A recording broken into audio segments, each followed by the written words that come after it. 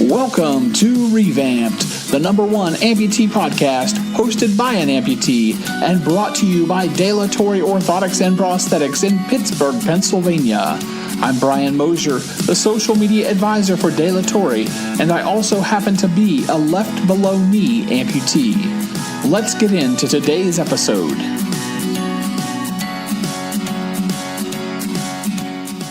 How's it going, everyone? My guest today is the mom of a congenital below-knee amputee and the head physical therapist for Camp No Limits, Sara McLaughlin. Sara, welcome to revAMPd. Hi, Brian. Thanks for having me. Absolutely. So I was excited when you agreed to do the podcast because as the mom of a congenital amputee, as well as a physical therapist with Camp No Limits, I believe you offer a unique perspective not only into the mission and work of Camp No Limits, but also for parents of other amputees. Tell me a little bit about your son. How old is he? My son is 12 years old. And what kind of activities and hobbies does he do?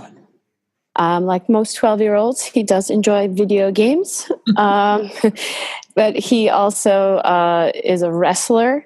Nice. And he likes, just hanging out with his friends in the neighborhood, biking around town, kind of typical 12-year-old activities. That's awesome to hear. Did being a physical therapist help prepare you for life as the mom of a child living with limb loss? I definitely think that it did. Just having an understanding of the limb loss and prosthetics has helped us to navigate in different situations and advocate for him, through different situations with prosthetics and everything. And it helped. Not that I knew exactly what to expect, but I certainly had an idea that it was all going to be okay. Sure. So that helped. So as a parent, how do you prepare your child to handle other children who either are curious and they want to ask questions about them being an amputee, or even those who might make fun of them for their difference? I think one thing that's important is for every family, and it's a different experience, and they have different methods of how they deal with everything that works for them. For us, from the beginning, we always looked at it as just a time that we could educate someone. So if there were kids staring or looking, when Sean could not talk, we would, say, "Hey, do you have questions? It's okay to ask," and explain. And then as he got a little older, we'd say, "Sean, do you want to tell them, or would you like us to tell them?" But we never we were always kind of aware that how we reacted was sort of what he was going to learn and if we were reacted in an angry manner, then that might be how he reacted as he got older. And I have to say now, we were lucky he's always been okay with people asking. And now he chooses sometimes to answer questions. And sometimes if he sees kids looking, he just ignores them and carries on doing whatever he's doing. But that's his choice as a 12-year-old. Well, absolutely. That's fantastic. I really like that attitude. Share with us some of the lessons that you've learned being the mom of a child with limb loss. I think sometimes as parents, we worry about the kids. And I think, my son having limb loss, it was like, oh, is everything going to be okay when he goes to middle school? And, all these things. And I learned that, certain times it's not even the limb loss. It's just kids in middle school. It's just and that it's not always about the limb loss. It's just sort of the most obvious thing that he has going on, but not everything is about his limb loss. He's just a kid.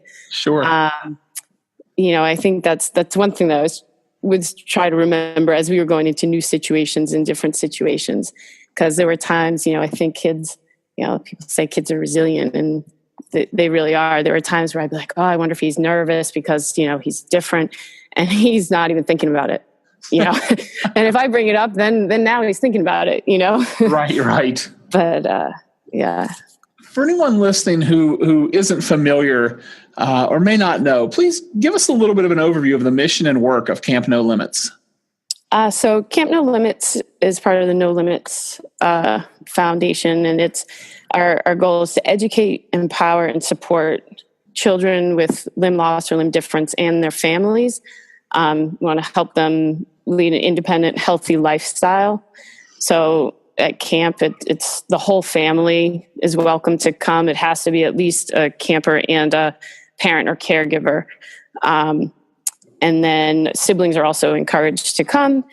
And, we have, in the morning, we go through and have energizers and stretching that we do as a whole group. And then we break into different groups where we'll have a sibling group. And then we also have physical therapy and occupational therapy or life skill sessions, where kids can learn activities of daily living if they need help, dressing, buttoning, snapping, that kind of thing, putting their hair up in a ponytail if they're missing upper extremity. And then for PT, we go over different things with balance and use of the prosthetic and running.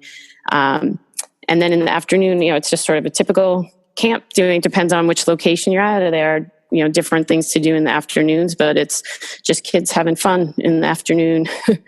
And we have mentors and amputee mentors that are adults and teens, and a lot of volunteers there, all just helping out. It's a great place for families to network, for kids to be comfortable, gain confidence, and, learn that they can do anything. They may have to do it differently, but we'll figure out a way.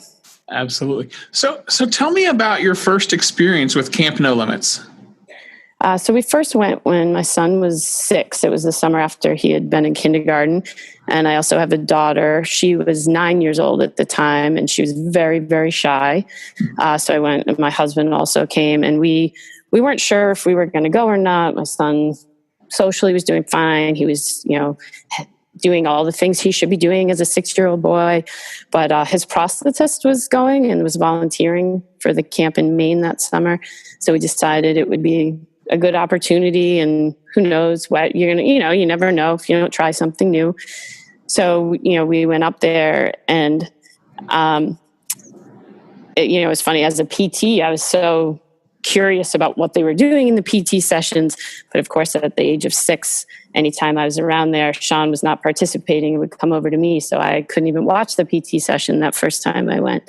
And then my daughter was so shy in the beginning that she was just clinging to my husband and I. And then, by the end of the first day at camp, she kind of had made some friends, and she was off on her own, which was huge for us. That was really big, a big moment that she actually, went off on her own to do some things, which was pretty cool for us. And it was great having his prosthetist there just to experience that all together. And, meet just a whole bunch of different families, all, different backgrounds, and just learn about everyone's experience. So how much of an impact did it have on you? It's obvious from listening to your story that it was a very positive first experience, but what kind of impact did that have on you and your desire to go back and get more involved? So honestly, for us, one of the biggest impacts was really that my daughter she gained some confidence there. Nice. To be able to, go off with these kids that she, didn't really know or but got to know over the time at camp. And it was just it told of the community feeling there, and just sort of that safe environment of accepting that she, could go and do that, and was not concerned about where we were every minute. And my son had a lot of fun, and he met some friends, but again, he's sort of more a kid of, hey, all right, let's go. What are we doing? What's fun? He hasn't, fortunately been, he doesn't have so much problem when kids are asking about his leg or anything, but I do feel like they do talk about it. They have support groups for the kids. And I do feel like, as they talk about it, he did learn more about if someone did say something that was mean, sort of ways that he could react. And that was stuff that we hadn't even talked about because it hadn't happened. So I did, think that was great, that I was like, didn't even occur to me to talk to him about this because we haven't experienced it. So that was all great. And as a physical therapist, I thought, I really want to go back. I want to be part of this. I want to try to help, because I see, as a physical therapist, I knew some of the things when I don't know, Sean's prosthetic wasn't fitting right. And they, it's not, you don't get a textbook of like, hey, these are the exact times when you're supposed to go back to your prosthetist, or this is exactly, the path you take with it. So there are just ways that sometimes I didn't even realize how much my background was coming into what we were doing. And then talking to other parents where, it was just so new and, not having the background, that I think really seeing how being around other parents helped them to just navigate what's going on and being advocate if they needed to advocate for what was best for their child. And I really wanted to be part of that and helping to educate and empower these families. So how did that desire of wanting to be a part of that, how did you take that and go from being the parent of a camper to working with Camp No Limits as a physical therapist? I think timing had a lot to do with it. We went up to the main camp another time, and, I said, I can help out. I'm a PT. I can help out if you need it. And, at the time they would have some parents and PTs helping out just a little bit at each session, during that camp. And then I had talked to the camp director because I knew there were other camps in other locations in the country. And I said, if at any time you guys need help, please let me know. And it happened to be at that time, and over the next year or so, camp was really growing and expanding. And as the numbers of campers and family members were increasing at each camp, they needed help to just sort of organize and make more efficient some of the programming that was going on at some of the, at some of the other camps. And I was fortunate that I had the flexibility in my schedule to be able to travel to some of these camps too. So it worked out the timing of the need that the camp had, and then my, the ability to have a flexible schedule. And my husband was quite supportive of me being able to travel to go do that. So the timing of that helped out. So then I was able to do that for a couple summers. And then, it changed into kind of being like a coordinator for the physical therapy part. So even if I'm not going to a camp, I'm helping to organize the team of PTs that will be there attending the camp. Very cool. So in what ways do you like to challenge the campers at Camp No Limits? I like to challenge them to try something that they've been nervous to do or hesitant to do. I mean, camp is one place that, everyone there is so supportive of, hey, if you're going to try it, let's try it here, because chances are someone else has tried it. And if you need to adapt, we're going to figure out a way to adapt it here. But trying to challenge them to step outside their comfort zone and try something new. We also work on riding bikes if campers haven't been riding, regardless of what age, or maybe they haven't ridden since an amputation and that kind of thing. And I think that's, one way to just challenging them to do something new and different. I asked you earlier, what are some of the lessons that you've learned as a parent of an amputee, but what are some of the things some of these campers have taught you as your time working there? I think they've definitely taught me to try to go outside my comfort zone. I watch them and they try. When they want to do something, they'll go, and, they're determined and they're trying to do something, or they're nervous, and you see some of their friends cheering them on to try something different. And, every day they go out there and there are people looking at them or asking them questions. Every day they're brave about it. So I feel like, it makes you think like, hey, I can do this. I can try something new. I can go outside my comfort zone. Absolutely. One of the biggest things. Yeah. So what would you say is your favorite part of the camp? It's hard to pick one favorite. But I guess two of the biggest things, I love watching new campers and families when they come to camp. It's a little overwhelming. There's a lot of people. A lot of times you don't know exactly what to expect when you're coming in.